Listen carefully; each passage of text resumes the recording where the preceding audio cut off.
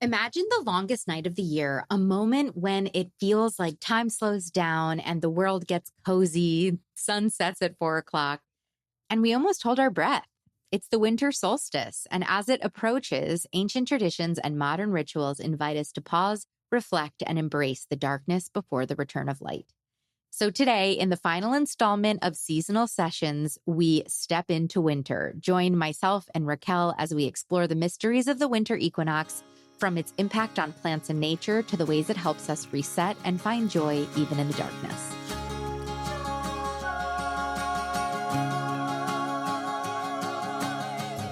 Welcome to the Growing Joy with Plants podcast, where we not only learn how to care for plants successfully, but how to simply and affordably use our plant babies to cultivate more joy in our lives by doing so. I'm Maria, former plant killer turned happy plant lady, author of Growing Joy, the Plant Lover's Guide to Cultivating Happiness, speaker, podcaster, and most importantly, your new best plant friend. On Growing Joy with Plants, you'll find conversations about houseplant care, gardening tutorials, and wellness through the lens of plants. Plant care is self-care on Growing Joy. Hello, plant friends. I'm Maria. I'm here to help you care for plants and grow joy if you're new here. And if you are a returning listener, welcome home. I'm so excited to be a part of your planty journey. And I'm honored and excited to share our final of the seasonal sessions with Rachael. You've probably known Rachael. She's been a repeat guest because she has joined me for every solstice and equinox in the last 4 turns of the year. So we started with the spring equinox. We then moved into the summer solstice, then into the fall equinox. And now we close the loop with the winter equinox as we move into it. In this seasonal session series, we've explored how the changing of the season affects the earth, affects our plants, and affects us as humans, and how we can see the turning of the seasons as a metaphor for our lives and be either in alignment or out of alignment with the season. And also, disclaimer, you can be in a different season internally than what is presenting outdoors. And I'm so happy that you now have this catalog of these 4 episodes in the series for you to use as we move through the seasons in 2025, or as you move through your own seasons on your own timeline in your own way. So boy, oh boy, does that make me excited for you. So don't worry, Rachael will be continuing to return to the podcast as our resident Green Witch in 2025. We'll just be talking about other things beyond the seasons as we kind of close the loop on these 4 episodes. I am so thankful to her and her amazing spirit and how she constantly challenges us to go deeper with our relationship with plants. And as a reminder, you can find her at Our Infinite Nature Rachael, spelled Rachael. So without further ado, cozy up with something warm. Wrap yourself in a blanket and let's discuss the winter solstice with Rachael.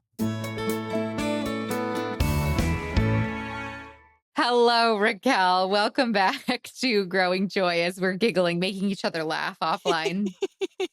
Thank you so much. I love being here with you, Maria. It's such a joy every time. I love being here with you too, and particularly this winter equinox conversation as I've just moved to Florida. I need it more than ever because I'm not going to feel the change of the seasons as much. So I'm excited to talk about it. Now, we started with the spring, right? So this is the 4th installment of our seasonal sessions. We've done spring, summer, fall, and now winter. Wow. Creating that beautiful wheel of the seasons right there. Yeah. Yes. Right where we began again. And that is the beauty of the seasons, right? It's like if you have a rough gardening season, there's always another summer. There's always another time to try it. Or like if you have a tough season in life, you know that you're going to move into another season. Yeah. You know that you're going to get another opportunity. Like everything is cyclical. I feel like the older I get, the more I'm like, everything is cyclical, truly. Yes. And I think, Maria, that's why you even wanted to do this whole series is to help people feel into ways to ritualize the cyclical nature of life so that we can be moving with it in a way that feels beneficial, that feels organic, that feels harmonious. Yeah. Totally. And just to recognize how volatile, versatile, dynamic our lives can be. And the more we tune into nature, the more we tune into the seasons, the more we can allow that. And I actually was just having a conversation with a friend about how I was struggling in my move. And, it's been hard for me to like get back into my routines and grow the business and do all the things that I'm supposed to do. And she was like, you know what, Maria, you're allowed to have seasons too. Like you can have seasons too. And I was like, oh yeah, forgot. I've done multiple episodes on this, but sometimes you have to remind yourself, because we're really not conditioned to experience a change of pace as humans. We're really conditioned to be in this push, push, push, push, push, spring, summer, spring, summer, spring, summer, spring, summer, the celebratory side of fall, but not the dark side of fall. Or the celebratory side of winter, but not the dormant part of winter. Yeah. And then also, I feel like winter is only acknowledged if you go through something really traumatic, like if you go through a loss or if you go through something really dark and you go through like a dark night of the soul, then you're in your winter. But winter should be seasonal. You should experience it, once a year or whatever your cadence as a human. And it doesn't need to be the dark night of the soul. It can be really positive, like you said. Yeah. So I'm so excited to rebrand winter today with you. I love what you're sharing there about rebranding it, about finding the benefit in it as well, because I think that's so much of why we even do the seasonal living, why we turn to nature in this way, is because our human conditioned response shames us, blames us, guilts us for not, quote unquote, doing, being, having enough, right? But when we can turn to nature, when we can look at nature and we can recognize that in nature, everything is whole, whether it's dark or light, whether it's desired or undesired, like it's always whole and it's always coming back to a place of balance.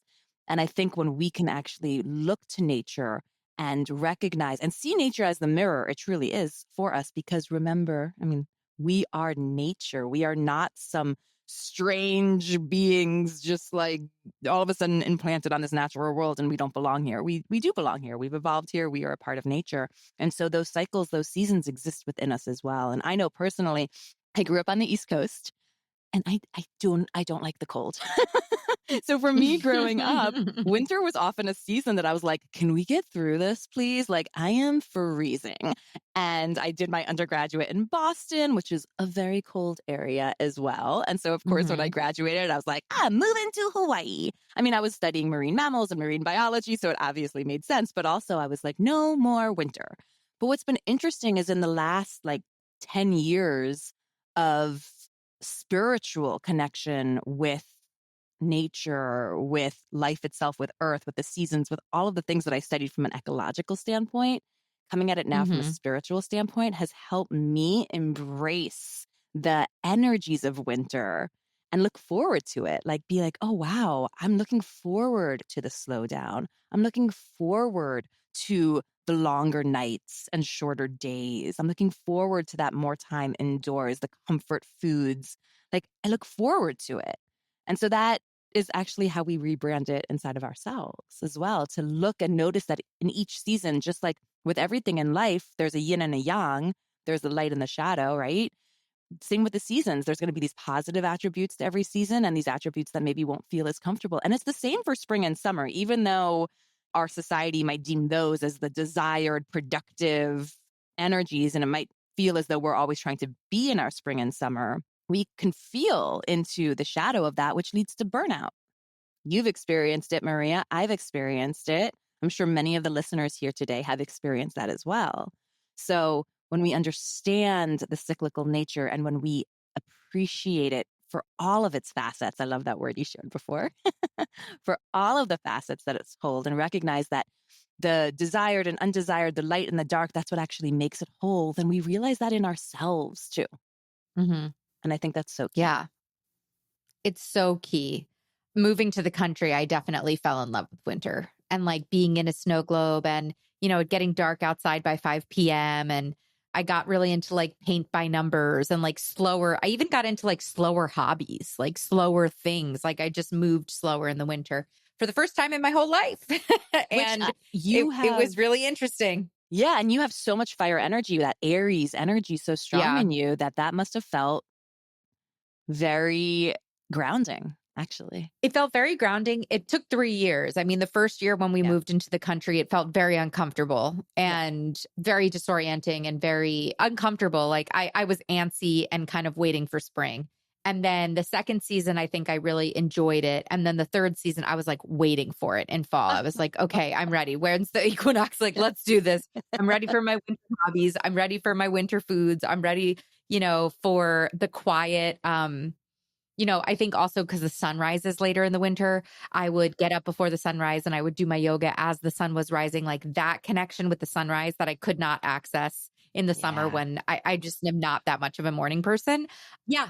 So let's talk about winter. So, as per usual, with all 4 of these episodes, we're going to talk about what happens in the earth at the winter equinox, winter time, what's happening in the sky astrologically, and then how we can kind of interpret it for ourselves. So, what is winter? How does the earth, Mother Earth, respond to winter? Yes, beautiful. Okay, so start off with talking about the winter itself as a season. Winter is the season where our side of the earth is pointed as far away from the sun as possible. So if we're here on the northern hemisphere, that means the northern pole is as far away, is tilted as far away from the sun as possible, while the southern pole is closer, which means those in the southern hemisphere are experiencing summer.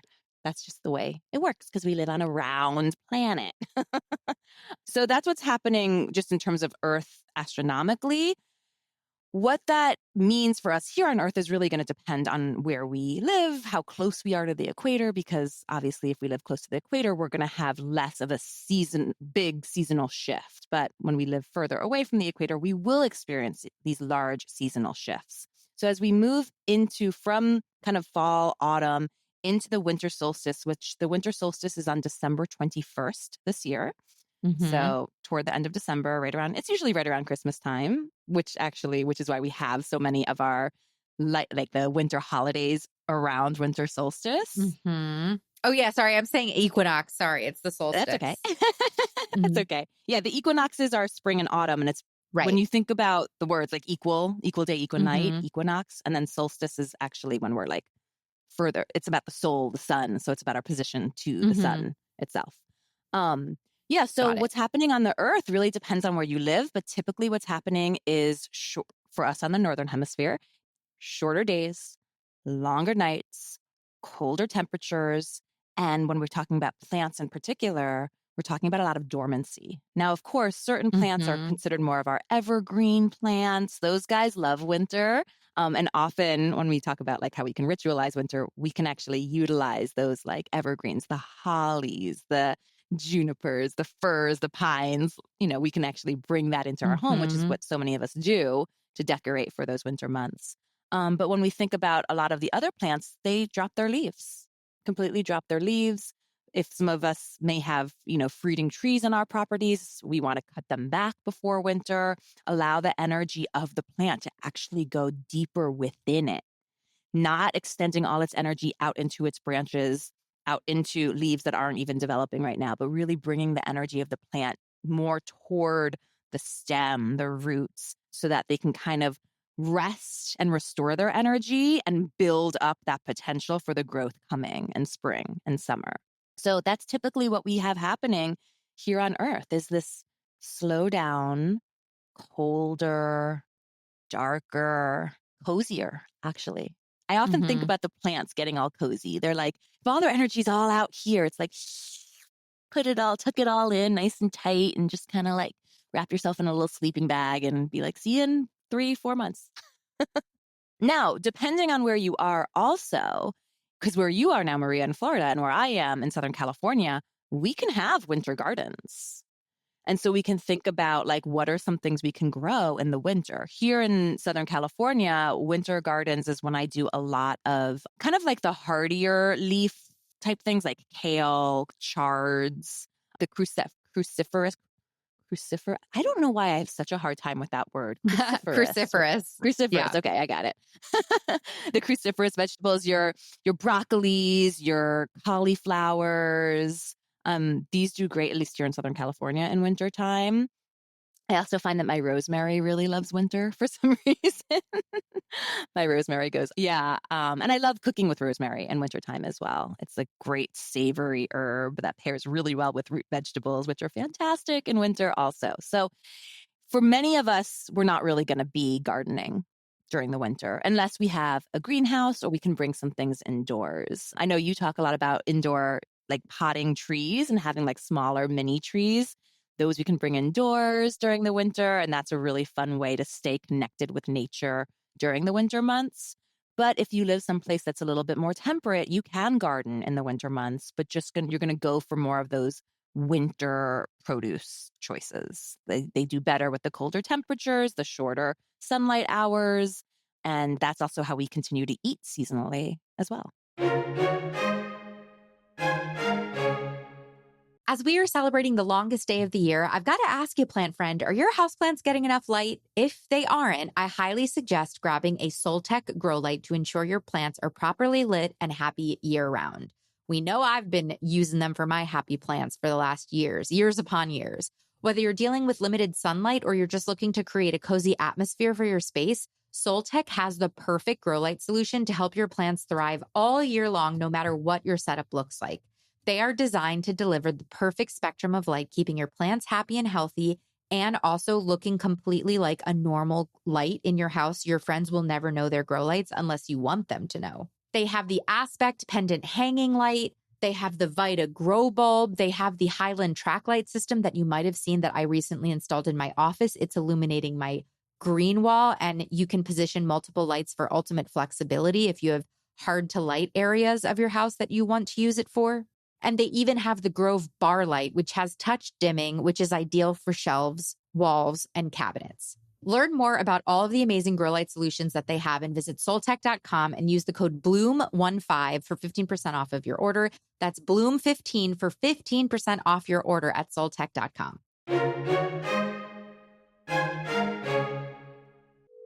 It is a really stressful time in life, plant friends. And I gotta tell you, I'm constantly surprised and delighted to report that one of the best things I've done for my mental health in the last couple of years is hang Wind River wind chimes around my house. The chimes are so soothing. They sing in the wind, and all day, whenever I hear them, they remind me to drop in for a mindful moment. And Wind River cares about your mental health, so they are using their paid ad break on Growing Joy with Plants today to gift you a moment of calm, a sound bath of sorts, with the Corinthian Bells 50-inch wind chime. So take a deep breath, exhale, and enjoy a moment of relaxation.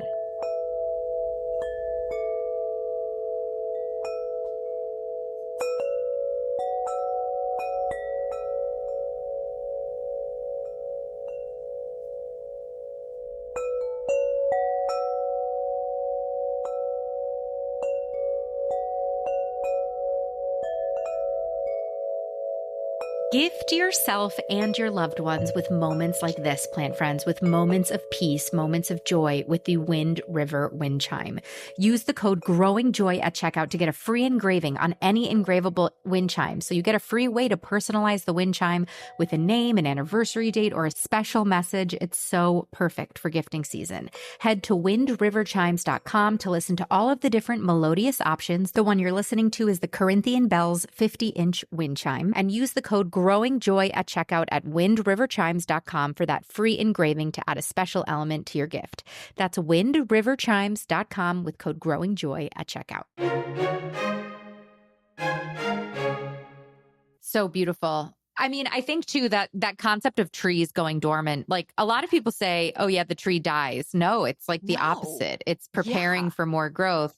And also the importance of a dormancy so that the next time, you know, that rest, that cozy period where it drops its leaves, it gets cozy, then it's going to come back even more. There's like even more growth, even more foliage that's going to come the next time. So many plants too. It's like the peony, you plant it the first 2 years, it doesn't flower, you know, where you're going to get a couple of flowers, but it requires several rounds of dormancy to kind of die back, to kind of be quiet before it comes forward again with all of the beautiful blooms that it wants to gift us. So this period of dormancy is, you know, sometimes people think of it as like death, or people think of it as nothing, like it just does nothing, but it's actually so important for the preparation of the next growing season.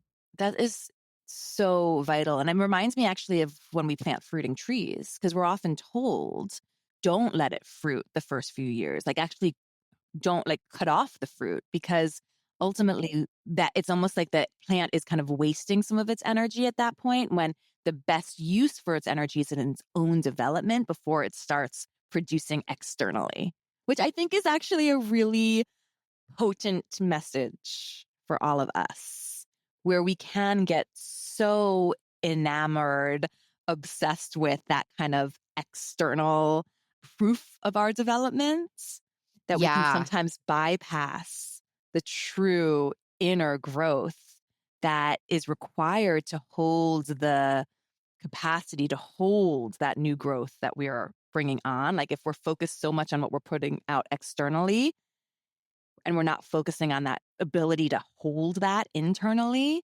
Yeah. then as soon as that gets harvested, we're like burnt out. We don't have that inner reserve. Yeah. The concept of root to rise. Yes. And, I think when you're saying that, it makes me think of like all these TikTok influencers that blew up in 2020 and weren't ready for it. And almost all of the influencers I follow on TikTok at some point have had to like take time off the app, had mental health struggles because they weren't like, none of us were prepared, right, for the way TikTok took off.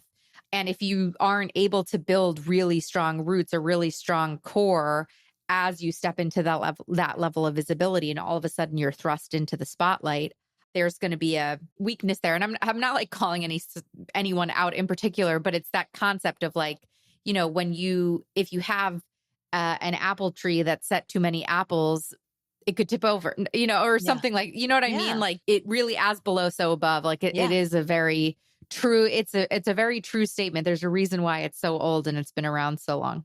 Yeah. And to me, that really just connects in with the concept of sustainability to begin with, which is Hmm. the sense of growing at a rate that the production of that growth can keep up with the actual like harvest of that growth, right? Like, so right now we live in a society that's so focused on the harvesting of productivity, the harvesting of productivity, the harvesting of productivity. It doesn't really care whether we can continue to feed that rate.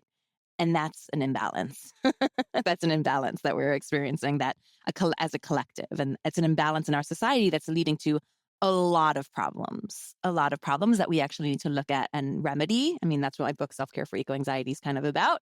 Um, but I think the more that we live seasonally, the way that we recognize the natural cycles of production, harvesting, restoration, dormancy, potential, production. Like it's a cycle, right?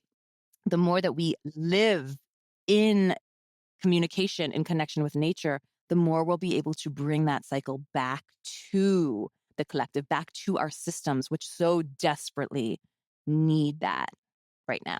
Totally. Beautiful. So for everyone who's listening, do know that you taking the time to honor the seasons, to live by the seasons, to do something within your own life to recognize this is a natural cyclical change and I can feel it inside of me, do know that that is having an impact on the larger collective as well. Absolutely. And what about the sky? Fall, we entered eclipse season, got a little crazy. What's going on, astrologically? What's going on? How are the stars affecting us and the earth as well? Yeah. So when we start with the winter solstice, that's also the start of Capricorn season because the cardinal signs, which are Aries for you, Libra, which is my daughter, Cancer, which is me, and Capricorn, they actually start the seasons. That's why they're known as cardinal. Hmm. They're like initiatory. So Capricorn is the cardinal earth sign. And Capricorn is kind of known as like if Cancer's known as like the mommy of the zodiac, Capricorn's kind of like Hmm. the daddy of the zodiac, for lack of a better term. Okay. I mean, and Capricorn is really well known for being very determined, disciplined, really innerly motivated, get stuff done kind of energy. But what's interesting about Hmm. Capricorn is Capricorn feels things really strongly, but they often utilize their work and their ability to get things done as a way to kind of like bypass those emotions. And so I actually Mm. love the fact that we have Capricorn paired with winter season because winter as a season is the element of water. Winter really pairs with the element of water, and the element of water is emotions.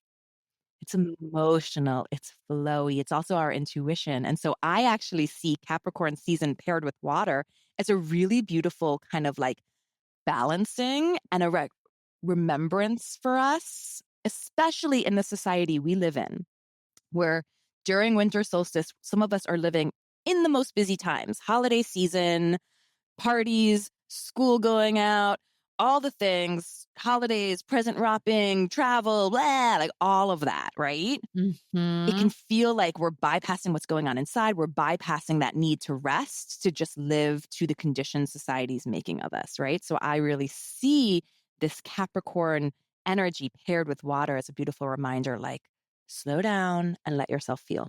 Slow down and let yourself feel. I think Capricorn can use that sometimes. So that's part of what's happening in the sky. Additionally, let me just check my calendar really quick to look at the date, because I know it's, I think, a few days before the winter solstice. So we have a full moon in Gemini.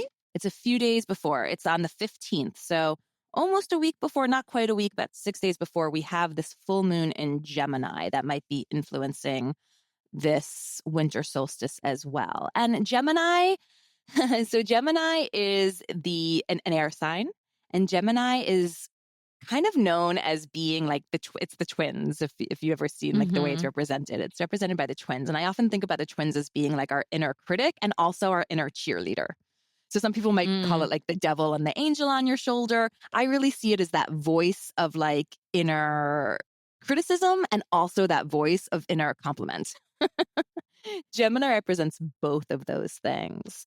So just know, as we head into the winter season, we might feel in our own bodies as if our minds are a little activated, and we might feel that duality of those two inner voices within us. But we can also utilize the beautiful, grounded, let's do something with this energy of Capricorn, along with the flowy, emotive, intuitive energies of winter to help us come back to our bodies, to help us come back to our authentic emotions, and to just feel a little bit more whole and complete at a time when we might feel a little heady otherwise. So just something to keep in mind. I'm a Gemini moon. So will I be more impacted by the Gemini full moon because my moon sign is Gemini, or no? I think it depends on how exactly it's hitting your chart and yada, yada, Yeah, yada. all But those things. I would Yeah, say yeah, yeah. generally, yes, yes. You can find that you're going to usually be more hit by the energies of the moon when it's in your sign, sun sign and moon sign, and sometimes your rising sign too. Definitely your moon sign. You'll definitely feel that. And also sometimes if it's like the opposite sign to you, so you're a Gemini, it's Sagittarius. So, and that's that. I mean, fire is very comfortable for you. Sagittarius is a fire sign, and that's like a really comfortable place for you to be. But you might notice I'm around all some of the fire. like you might notice some of the Sag moons hit you a little harder as well Interesting. because Okay, of that cool. relationship between Gemini and Sagittarius. Oh, that's so cool. So that's just what I'm picking up on in terms of like what's happening astrologically. I'm sure there'll be more transits as we get closer, but those were the big ones, was just recognizing Capricorn season as the start of the winter for us, or just winter solstice is the start of Capricorn season. And then just kind of feeling into the energies of that Gemini full moon. That's just a few days before we have winter solstice. Yeah. So that's kind of going on in the heavens. Something with Gemini too, like, because I think Gemini gets a bad rap a lot of time. People are like, oh, Gemini, like so dramatic, so all over the place, blah, blah, blah. But also, like, I think it makes so much sense with the holidays too, because the holidays are really heavy for a lot of people. Yeah, they can be. And the holidays tend to be a time where you can experience extremes, like extreme highs, extreme lows. You can be on this emotional roller coaster. You can be burned out. You can be, all these things. And you have this like gratitude of the holidays, but also the overwhelm of the holidays. There's a million parties to go to. There's all this kind of stuff. There can be envy that comes in there, like envy. Yeah, totally. And knowing the Gemini part of that, the duality, right? Like allowing for all of it, allowing for the highs and the lows, and knowing that it's also just par for the course of the holiday season in general. But then also, I think like I'm always just like January 2nd. I feel like there's just this enormous exhale for me of like, okay, now we can relax and go inward again and really start to enjoy winter. I don't know about you, plant friends, but I've got a lot of gardeners to shop for this holiday season. And as a gardener, I also have a lot on my wish list. And luckily, Gardener Supply Company is my one-stop shop for the tools and supplies that will get my favorite growers and myself off to a good start next year. Plus, they have indoor and outdoor lights, decor, and more to fill my home with seasonal cheer. If you haven't heard of them already, Gardener Supply Company is a gardening company run by gardeners. For over 40 years, they've been selling garden essentials and sharing helpful advice to make growing easier, more comfortable, and more fun for everyone.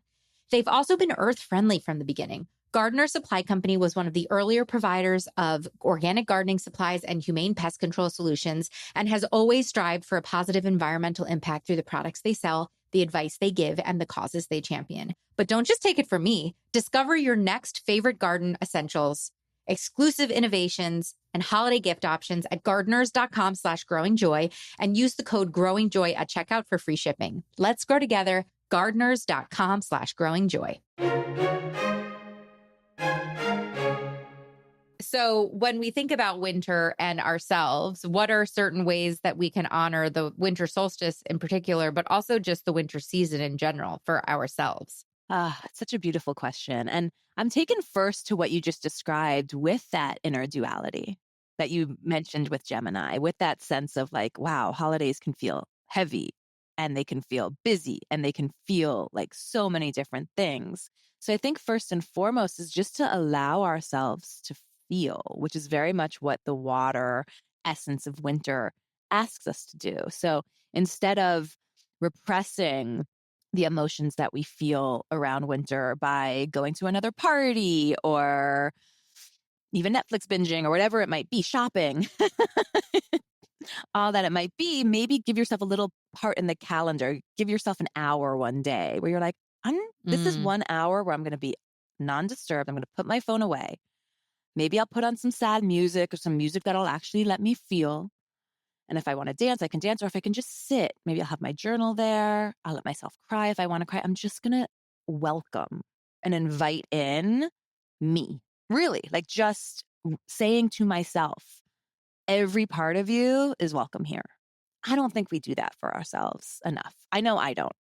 I definitely know I don't. So I think a beautiful way to work with winter is to just start off inviting yourself back home, inviting all of you back to the table, all of you back to your own experience. And I think what's nice about winter is that we can slow down a little bit. I mean, we can choose to. I think there's certain times where we will have to say no to things we actually want to say no to in order to make that happen because it can get so busy. I think in particular in our society here on the Northern Hemisphere, in more, Western cultures where there is a lot of just a lot of energy around the winter holidays and social things that go around them. I think for us to really feel into, is this something I want to do? Like, really, is this something I want to do? And then honoring that. I think sometimes there are obligations, family obligations that we just have to make. But I think there are other times we say yes when we really want to say no. And I honestly think that taking the time to feel into whether this social excursion, whether this social invitation is actually in alignment for where you're at right now is an amazing way to honor the season of winter and honor what is truly being asked from within you as well. Some other ways to work with winter. I love what you shared about getting up a little bit earlier and like watching the sunrise. I think that is a beautiful way to work with the elements of winter. And I think especially with winter, because the sun sets so early, to have a day where you can really, and this is a beautiful practice for winter solstice itself, actually, is to have a day where you're welcoming the sun in the morning and also lovingly tucking the sun in at night as well. So you get to experience both the sunrise and sunset is a really beautiful way to honor winter solstice in particular, because one thing that's really important to note about winter solstice is that while, yes, it's honoring the darkness, the dormancy, that void, the womb that is winter, and that is the actual source of all creation when we think about it. But winter solstice also represents the moment in time where the sun begins to grow again. So if we have from summer solstice all the way to winter solstice, the days are actually slowly shortening, right? And then we hit autumn equinox, which is an equal day and night. And then from autumn equinox to winter solstice, again, night is growing, day is shortening. Night is growing, day is shortening. As soon as we hit the solstice, that we have the longest night, the shortest day, but it also marks the time where that then shifts. And starting the very next day, the day starts to grow and the night begins to shrink. So that's why we have so many holidays from so many different cultures in the winter that honor light. When you think about, Christmas, Hanukkah, Diwali, these are all holidays about light. I mean, Hanukkah is all about lighting candles. I think Diwali is as well. I'm not versed enough in Hindu practice to speak to it, but I believe it has a lot to do with light as well. And Christmas, which we all know was kind of taken from winter solstice itself, is also something that we think about all the holiday lights. People decorate their whole houses. Lights are a big deal in wintertime. And that's because we're honoring the fact that even as we're in the darkest period of time, we recognize that the sun is returning. The sun is growing. The days are getting longer. The night is getting shorter. So even in the midst of living through winter, of honoring that season, the coldness, the wetness, the dormancy, inside there's always that hope, that belief, that potential in the rebirth, the life that's still to come. That's beautiful. Yeah, I love that. Particularly when people get the winter blues, to be like, no, the light is coming. Like it is getting lighter and lighter. I also think in winter, like allowing winter to be winter, allowing dormancy to be dormancy, because I think sometimes people feel and know, I got to slow down. It's time to slow down. And maybe they even take steps towards slowing down, like having less, social engagements or traveling less in the winter. Like there's so many things that you just don't do as much of. But ridding yourself of the guilt or shame of it, I think is hard, because some people really struggle with like just sitting still or just tending to yourself, just allowing yourself to say no, but like saying no and then feeling good about it, sleeping and feeling really good about sleeping and, taking care of yourself and slowing down instead of feeling guilty about it. Because then I also sometimes feel like the trees don't feel guilty about shedding their leaves and going dormant. Why should we? No, they love it. It's sleep time. Yeah. And you know what? As you're talking to me about this, it really brings up the nervous system to me with what you're sharing. Because ultimately, what you're talking about is us being stuck in our sympathetic nervous system, which is the part of our nervous system which is always taking action. Which is often triggered during the holidays. Totally. In December, totally. And when we're in a stressed space, then that's going to play out as fight or flight in the sympathetic nervous system. And what you described with people having a hard time resting, a hard time slowing down, that is a body that's having a hard time calibrating between the sympathetic and parasympathetic systems. And so the sympathetic is the part of our nervous system that's taking action, that's going to do things. And then the parasympathetic part of our nervous system is the rest and digest. It's the part that helps us calm. It helps us restore. It helps us heal. It helps us digest. Both parts are absolutely necessary. And as humans, our role is to be able to vacillate between the sympathetic and parasympathetic as needed so that we can do what we need to do, take action, and also rest and restore and heal and be, right? Now, unfortunately, this is a big theme that we're talking about in winter season in particular. We live in a society that has completely glorified that action part, that sympathetic part, while kind of like poo-pooing the fight and flight that's a result of it, and really in some ways demonizing the extremely valuable, necessary parasympathetic of rest and digest. It's not for nothing that there are so many people who have autoimmune and digestive issues in our country these days. Those are very much associated with the solar plexus, which is very much associated with the immune system and the nervous system in general. So when we are recognizing that it's hard for us to slow down, we're also recognizing an imbalance in our nervous system. And we can look at winter within our own nervous system as an invitation into the parasympathetic, an invitation into the rest and digest. So that's another way that we can kind of rebrand winter. Yeah. And for someone who struggles with that, how would you recommend them dropping more into the rest and digest?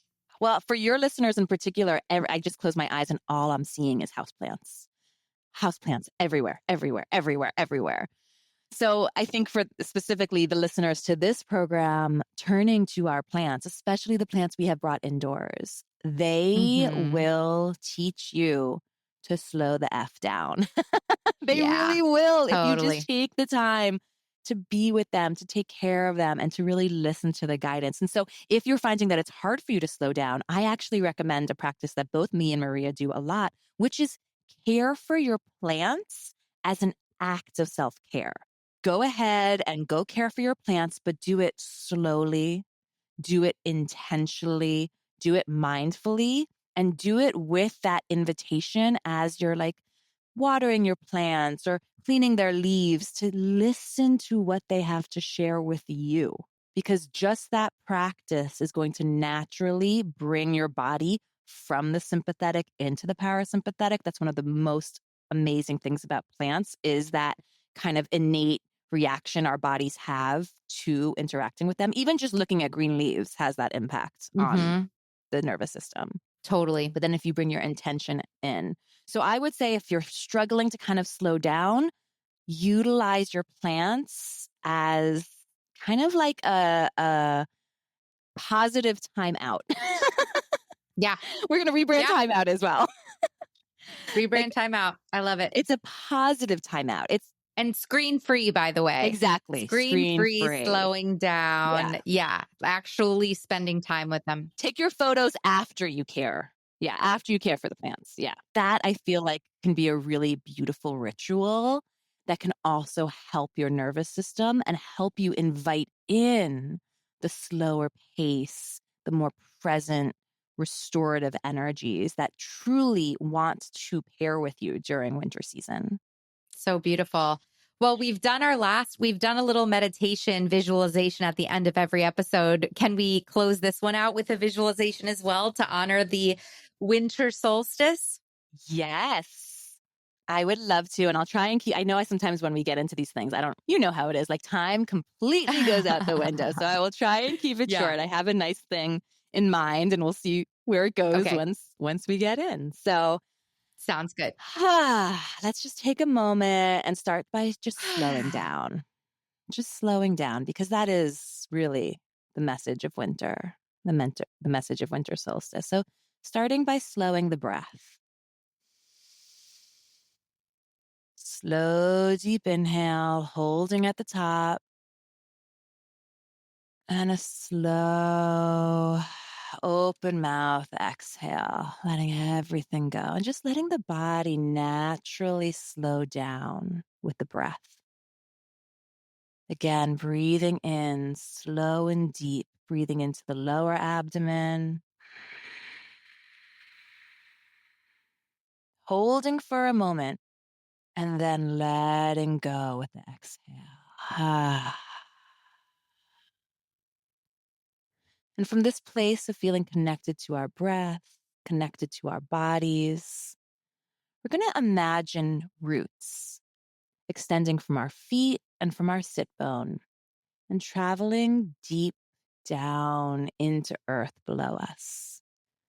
And these roots travel with absolute grace and ease. There's no resistance.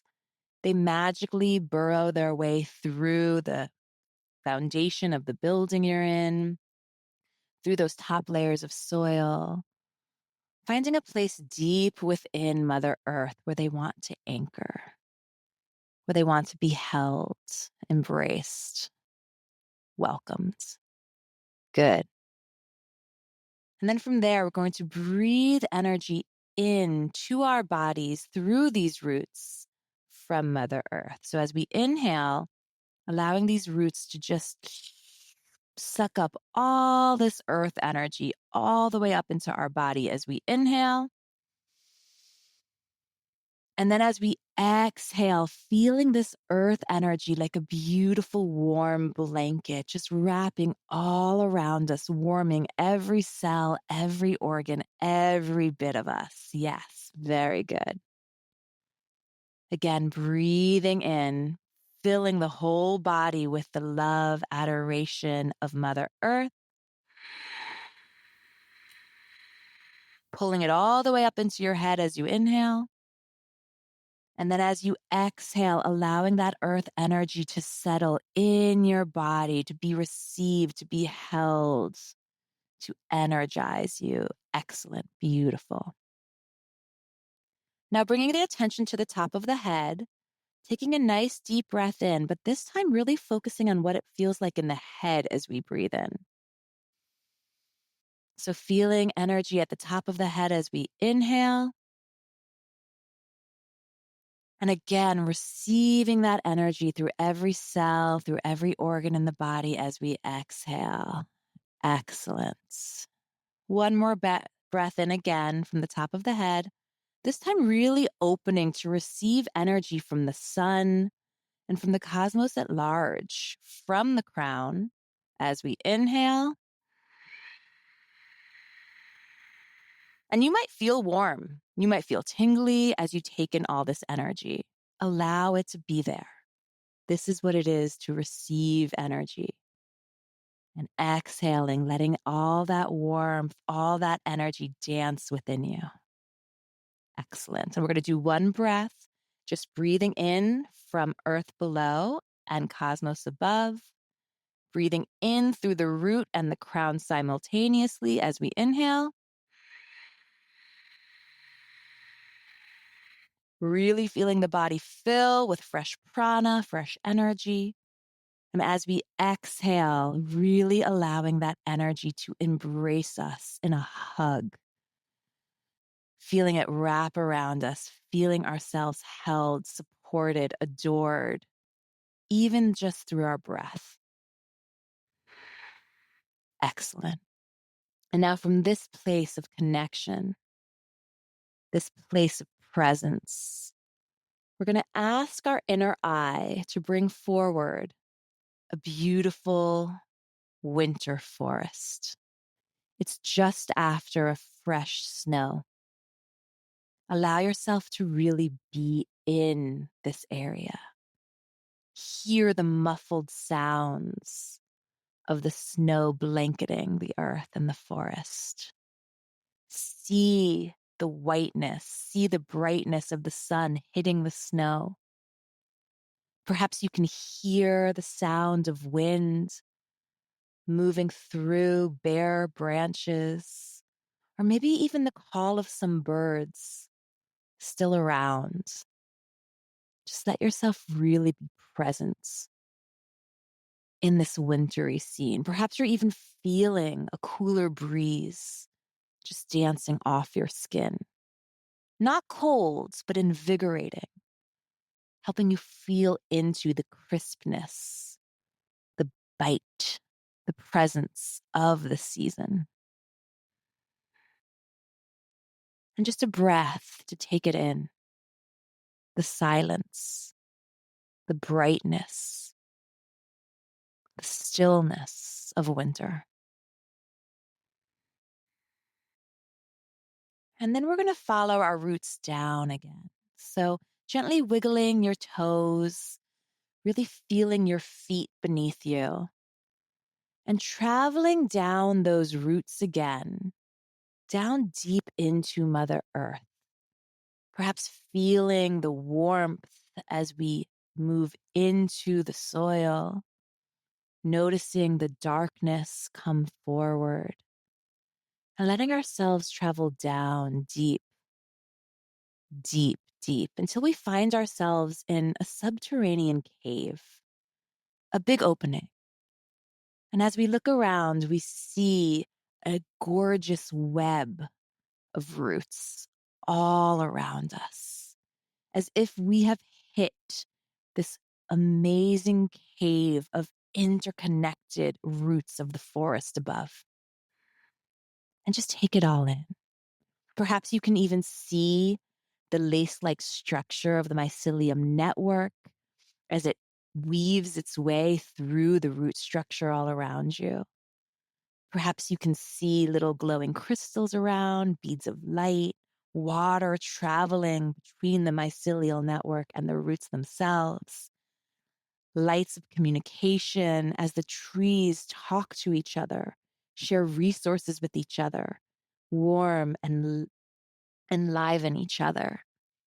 And as you take this all in, a beautiful net of roots extends out towards you, greeting you, welcoming you, wrapping around you, lifting you up like a little baby, and bringing you deeper into this web, this net of roots itself. And then these roots create a beautiful hammock for you to lay in. And you allow yourself to lie back in this hammock, allowing the roots to extend around you, even allowing them to pour some of their energy into you, almost as if the roots kind of tap in to you. Perhaps it's the back of your heart they're tapping into. Perhaps it's your hips or your solar plexus. Wherever you feel these roots attach and embrace you, it's where you need it. And allow yourself to just breathe in the support, the community, the warmth, the rest that these roots are providing. Perhaps you can feel yourself gently being rocked and swayed, held, adored, cherished by Mother Earth within this root structure.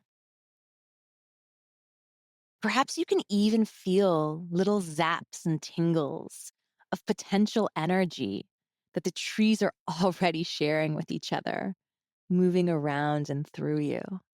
So even as you feel held and supported, there's a little bit of excitement that's coming in, a little bit of anticipation, a little bit of, ooh, something good is still coming kind of energy.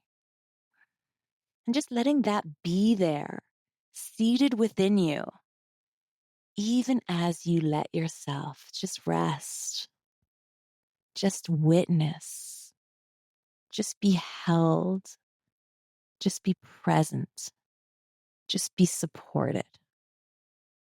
We're going to breathe that in for about 2 breaths. The support and also the seed of something new. Noticing if there's any colors as we receive, noticing any sensations, or noticing if it just feels like there's a certain area of your body that's lit up by this interaction. Perhaps that's the area where the seed is currently finding a place to germinate, to root in, and allowing yourself to just kind of give this beautiful hammock of roots that you're in a gentle hug as you give thanks to its support, to its beauty, to its interconnectivity, and allowing the roots now to gently bring you back to the floor of the cave, moving you out of the web of the interconnected roots, placing you back on the floor of the cave as you turn around and give thanks, allowing this winter community to share with you one last message of your own sense of authenticity, your own sense of alignment, who you truly are, what is seated within you. Feeling that connection between this root structure and your presence right here and now. Letting these roots light that up within you, and then allowing these roots to very gently come up below your feet and lift you upwards, up, up, up, back up to the forest in winter, back up to the snow, back up to the actual top of the earth, no longer within earth, but upon her now. and just taking a moment to look around, to embrace the beauty, to embrace this element, the season of winter, gently wiggling your fingers and toes. And when you feel ready, floating open your eyes. I'm yawning as I open my eyes. I was just so Yeah, relaxed. that's good. We got you in the parasympathetic.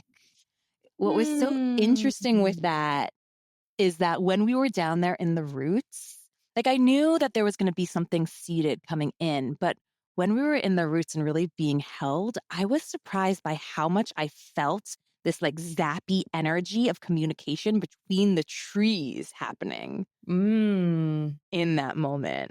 So to me, that kind of brought up a little bit of what is happening within the trees during winter. Like, yeah, it's dormant. That's how we see it on the outside, but like underneath the ground, like I think they're having a party. Yeah, totally. Oh, so beautiful. Oh my gosh. Well, with that, our plant friends, I wish that, everyone allows to celebrate the duality of the stillness above and the action below and allowing it all to be present. And where can everyone find you, Raquel, and all of the amazing things that you have going on? Where can everyone learn from you? I know you sold out your intuitive magic, the last round of intuitive magic. Yeah. What's new in the world of Raquel these days? So we have another round of intuitive magic that will be happening early in 2025. So you can go over to our infinitenature.co to get more information about that. That's also where you can find all of my things. But if you want to just stay up on what's happening with the seasons and with the moon as well, please follow me on socials. You can follow me on Instagram at Our Infinite Nature Raquel and also at Intuitive Moon Co. Which is more for the moon related things, but both of those places. And also, if you enjoy YouTube videos, I do a longer moon video on YouTube, which you can find me also at Our Infinite Nature Raquel there as well. So good. All right. Thanks, my friend. Until our next conversation. Oh my goodness. Thank you so much, Maria. Happy winter solstice. Happy winter. And I'm excited to talk to you about your first winter in Florida too. Yes. Oh my God. We'll see the extra layer of richness that brings forward for sure. For sure. Adore you, friend. You too. Thank you so much, Raquel. Like I said, go check her out on Instagram at Our Infinite Nature Raquel, spelled Rachael, or ourinfinitenature.com. She is such a dear friend. I love her so much. This has been such a beautiful exploration of the seasons for me personally. I hope it's been beautiful for you too. Let me know what other more kind of spiritual, borderline witchy things you'd like to explore with Raquel in coming episodes. We definitely want to do an episode on tree communication, but she is an incredible intuitive and healer and green witch. And we are committed to bringing more magic to this community together in 2025. So thank you. And of course, all of her links for her courses and all of her amazing offerings will be in the show notes as always. I wish you a happy winter solstice, plant friends. I am ready for a bit of rest, for a bit of reflection. I am so ready to slow down after what feels like 100-mile-an-hour season that I've had in the last couple of months as I have been pushing to move to Florida and get set up and just live, ready to hibernate a bit with this winter solstice. So very thankful for this episode, thankful for you. And I hope that this episode and all of the other episodes on this podcast, on the Growing Joy YouTube channel, on Growing Joy with Maria social media, all of it is in service to help you keep growing joy every day. Plant friend, thank you for tuning in today. It means so much to me that I get to be part of your planty journey. If you like what you heard, make sure you're subscribed to the show so you never miss an episode. We have so many incredible interviews and solo episodes on incredible houseplant and gardening topics that you will not want to miss this year. And while you're over there in the podcast player subscribing, why don't you click over to the review section of Growing Joy with Plants and leave us a review. Reviews are tremendously helpful for the growth of the podcast, so thanks in advance. If you're looking for more opportunities to grow as a plant parent with Growing Joy content, we've got so many options for you. First, I highly recommend you taking the Plant Parent Personality Test. It's free. It's super fun. It takes 3 minutes to complete. At the end of the test, you're going to get your plant parent personality profile and a curated list of plants, projects, and podcast episodes that are right up your alley, tailored just for you and your lifestyle, inspired by your results. The links are in the show notes. If you're looking to uplevel your plant parent game, I have so many free downloads on my website that I think could help you, like the Understanding Natural Light download or 9 different ways to green up your office space. If you'd like to support the show monetarily and help me bring the show to as many people as possible for free, you can head to our Patreon link in the show notes to learn more about our offerings. And finally, I invite you to come hang out with me and continue the planty conversation on social media, on Instagram and TikTok. I'm Growing Joy with Maria. My DMs are always open if you have requests for topics or ideas for the show. Thank you again for listening. It is truly my honor and delight to help you keep blooming and keep growing joy.